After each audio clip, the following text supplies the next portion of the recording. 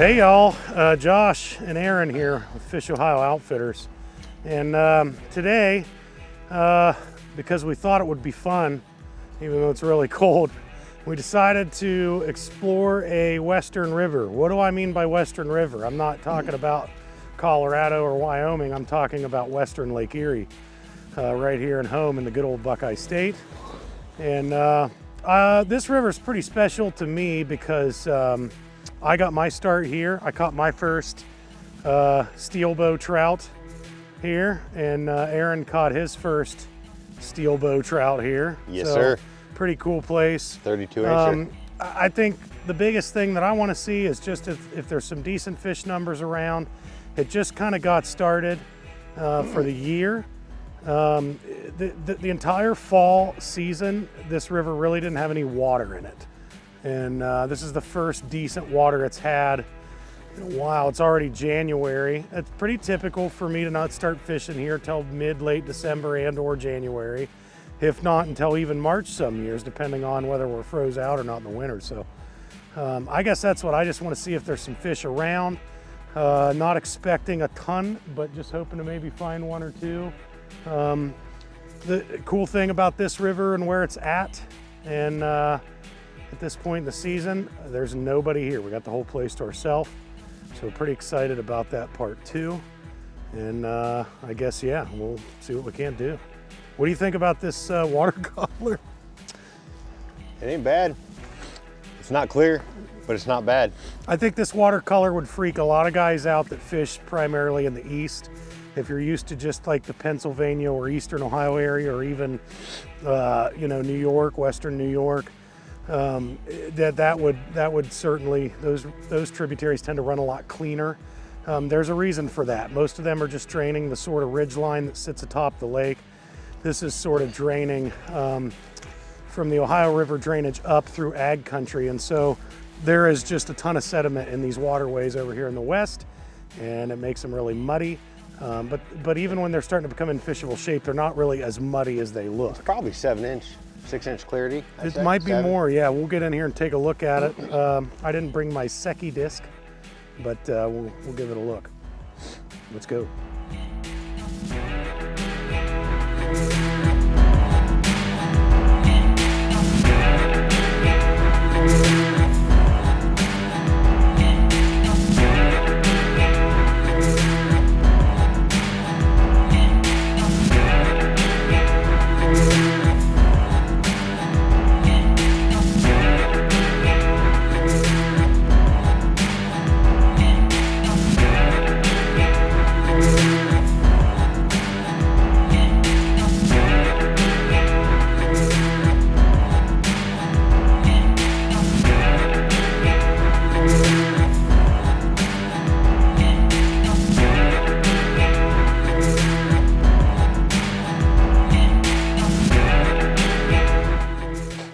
The most obvious strike of all time. It was where it was right here, right? Yeah, right off that seam edge. You get this one in, I'll give her a shot. Feels pretty solid. Extend that handle if you want. I'm good. I'm good.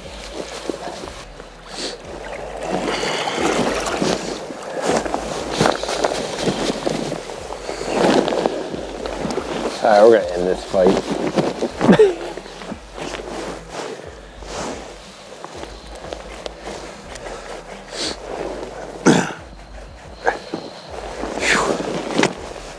I'll tell you what, man, if he ain't big, he's doing a good job of keeping me down.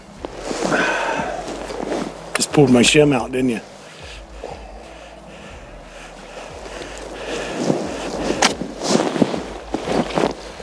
Be a shimmy. Yeah, I think it's time to buy a new net. I think we can afford it. That's been a good one, man. There's been a lot of fish in that net. Hey, hold the metal net with your hands. It's not cold. fun, is it? Maybe I should put electrical tape on there. Something other than metal in the middle of winter would be good. He doesn't like it. Hey, do you want me to get my sister to reel this fish in for you? Hey, bud, do you want me to break this off? Like I broke your Christmas. You want me to break this off like I broke your mother's heart? Ooh. You better not get my mother involved in this. He's not really letting me do a lot. And I mean, that's on 8-pound. I mean, it must be decent. It's gotta be, because I can't get him to do anything. I'll go down river. Well, he's going down river too, so.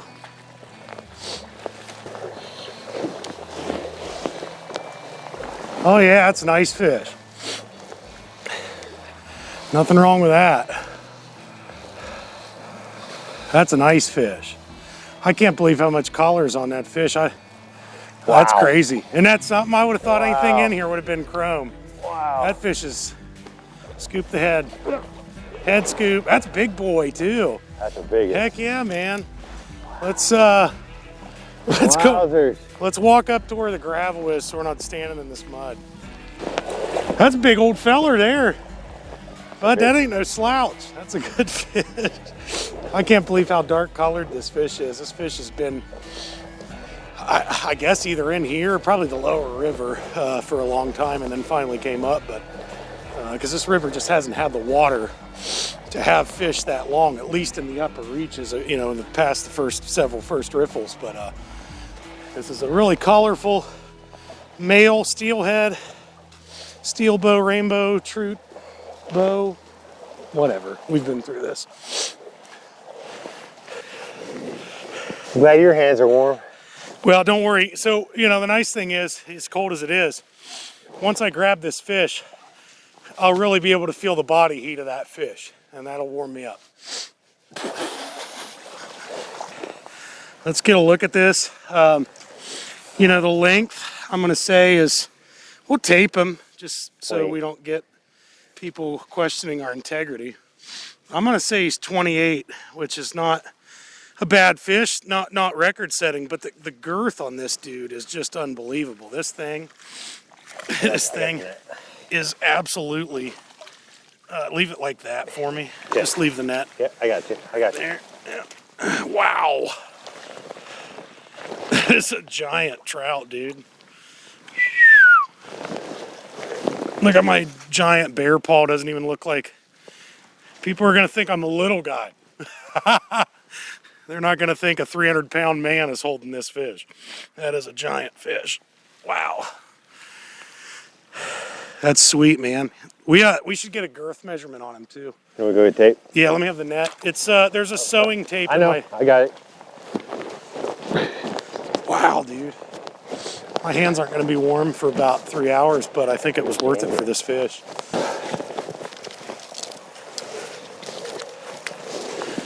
Let's just get him. We don't want to hold him on his side too long.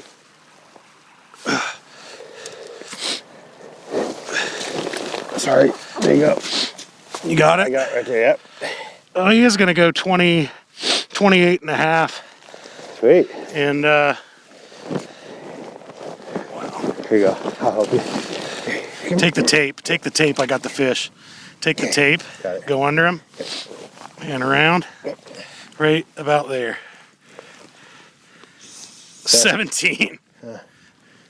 17. Yeah. Holy smocks. That is a stud, dude. That's a big rainbow. You ain't gonna get no release shot. It's so dirty.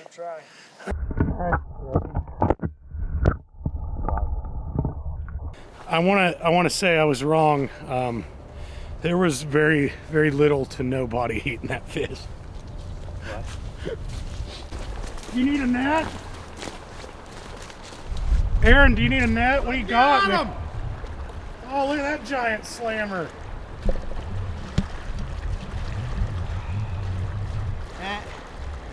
I don't understand. Is that the fish that you just caught, or is that your bait? That is a I believe that's a striped shiner. For our conservationist friends, though, that are viewing, could you maybe not just dangle him? We will release him back into the wild. That's a striped shiner, bud. Good catch. Would you like to get a release picture of that? I mean, I think we're good with this one. The fact that I felt the bite is amazing. That's a hog. That's a wall hanger.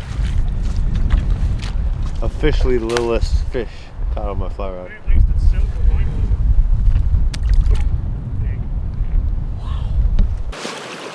Ready? Slap again. That'll do. So for you science nerds out there, and I'm a science nerd, I love the scientific part of being out here in the elements and putting it all together beyond just the fish, themselves and how to catch the fish, but the environment in which they live and stuff. I just always think this stuff's pretty cool. So one thing that's pretty fascinating to me that's about this region, when you get under those eastern rivers, again, east of Cleveland, all the way to Buffalo, the shale is sort of what we call like a gray and blue, sort of slate gray, slate blue colors. As you move west from pretty much the Rocky River on, all the way over into the Toledo area, we get into what we would more call black and gold. And as you look at the wall behind me, you'll notice it's a little bit different wall color than a lot of the pictures you see from Steelhead Alley, where it's that grayish blue. You'll also notice that the walls that are in the east tend to gradually taper straight down. They're very smooth. You get rock falls over there, you get falling rock, but it's not near to the degree here. This place is actually kind of dangerous. Some of these walls, this one's not too bad, but there are walls downstream of me. I think we started on one this morning, and way down farther in the park that I'm at that have indents actually. And a good piece of advice that I give everybody is don't stand on the shale side here. Always stand on the gravel side, on the sand side, dirt side, whatever, the non-cliff side. Because these walls, especially throughout the season, as they freeze and thaw, they break apart, and large chunks, I mean massive chunks of these walls will come down. It's pretty fascinating stuff, but it's a totally different color of shale here. It's a totally different style of geology. There's a lot of other bigger types of boulders here that you just don't see in the east, and it's kind of fascinating stuff.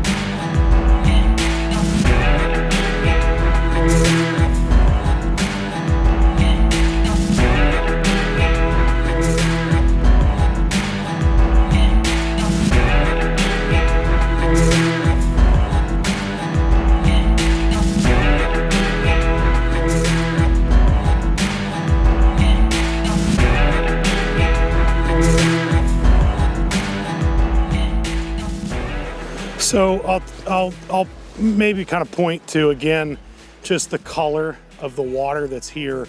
When you gaze out over a broad, deep hole like the one we're fishing, it looks totally brown. And it's pretty brown. I mean, there's no question it's colored up. But when you move up into a rocky riffle like this, you can actually see that there's a decent amount of visibility there. I got this fairly light colored rock. Let's just lob it out there and see how well we can see it in maybe some deeper water. You can kind of see it there. It's in about 8 inches of water, and you can see it fairly well. Had I thrown it a little farther out into about 20 inches of water, I doubt you'd even see it. I would say again, I would put it right about 12, maybe 14 inches of visibility, but it's really not much more than that. However, a lot of people would fish that in the eastern rivers because it would have more of a green look to it and it'd give them a little more confidence. These western rivers tend to scare a little bit of people away when they're like this because it just doesn't look like it's actually clean enough to fish. And it's tough. These are tough conditions. It's cold and dirty. The water's dirty. The water is cold. It's 36 degrees currently. That's tough. That's a hard... you can warm, dirty water fishes pretty well, and you can do okay on cold, clean water. But cold, dirty water, that's tough to get a lot of numbers. If you have a good number of fish around, I mean, yeah, you can work through it and grind a few out. But this is rather difficult conditions. Not a chromer this time. Got a fresh one. So not as big by any means as that collared up one we got, but nice fresh fish, which is what I was kind of hoping to see.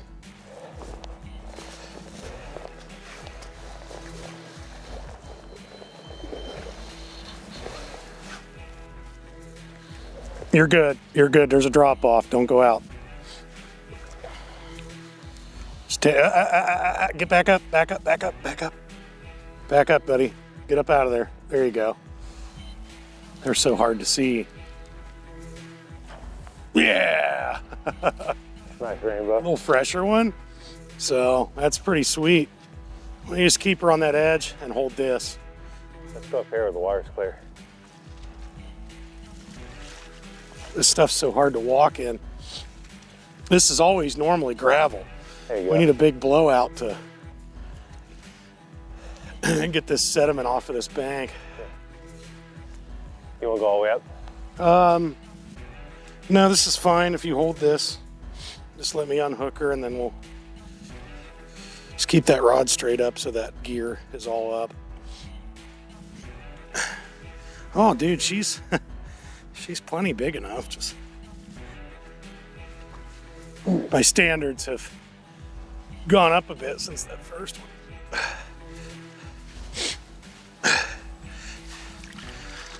It's a steelhead rodeo.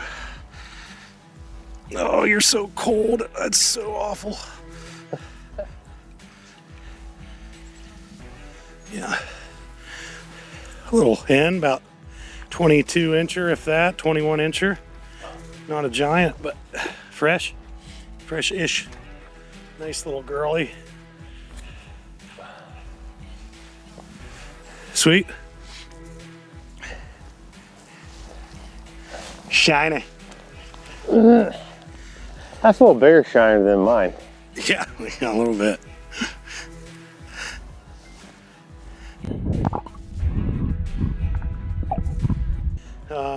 We saw one angler go by a little bit ago. I mean, it's not busy, but that's what I like. I don't think there's enough fish here for it to be busy, and especially with these conditions, this is about as difficult as it gets. I'll show you guys, but really I'm sticking to bright UV chartreuse yarn. It's really about it. I mean, for me, I'm not saying there's not other ways.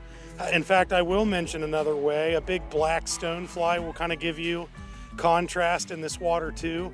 But you know, to run anything that's any kind of pale, normal egg colors, the beads that are normal egg colors, that would almost certainly not work. Not work effectively anyway. Not saying you wouldn't get one, but this water, I've been looking around about every spot we've gone, and the cleanest water I can find, you know, where there's a lot of rock and undisturbed, is still maybe 12 inches of visibility. These are not ideal conditions by any means, but they're fishable conditions. And in this river, and these rivers in this region over here in the west.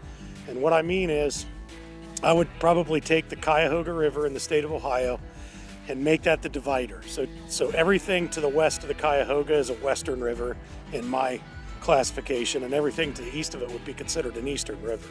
So that's going to leave you the Rocky, Black, Vermilion, Huron, and the tributaries that are in that area. There's some smaller tributaries, direct tributaries to these rivers and or direct tributaries to the lake.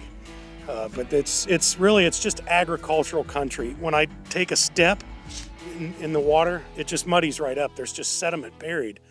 And these rivers have been plagued with that for a long time, just simply because of runoff from the fields. It's very flat over here.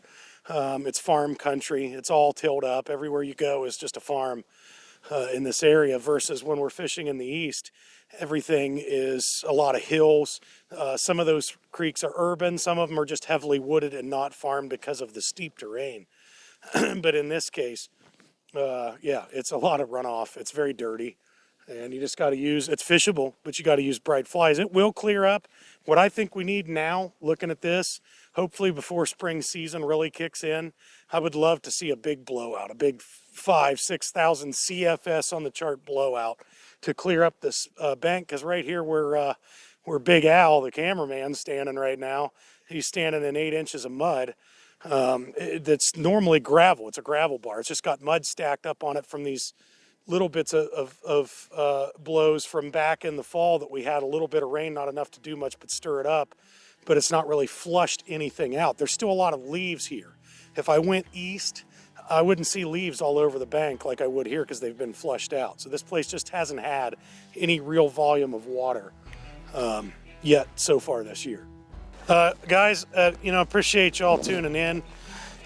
We appreciate every viewer we have on this new channel that we got. And if you like the content that you're seeing, we just ask you, tell your friends, share our page with them. It helps us grow. This was a bit of a grind today. There's no question. Sure. I think that the happiness to be found was found in just being able to get out and fish in January, which here in Ohio is not always something that happens for us. There's been many years where, as I've done this, I've been able to fish all January. And there's been many years where from around Christmas time all the way through the 1st of March, the water's not even open. This could be totally frozen on this date just as much as it's open. So I think for us to just get out and have a little chance of catching some fish, and especially getting on this river for me, being that I feel like this is the river I call my home river up here. It's pretty much the closest one to where I live, and it's where I started. And I just love the river here. The geology is different. The watercolor, we talked about that today. It's just a different environment than so much of the rest of the alley. But we gave it a good shot. And what do you think? Is it time to? It's time to wrap it up. Go get a burrito. Something, because I can't feel my hands over fingers. All right. Well, we're going to get out of here and go jump on some heated seats in the truck and try to warm up. Guys, again, we appreciate you tuning in. If you liked what you saw here today, go ahead and smash that like button for us. Leave us a comment on what you think down below, and we'll see you next time here at Fish Ohio Outfitters YouTube.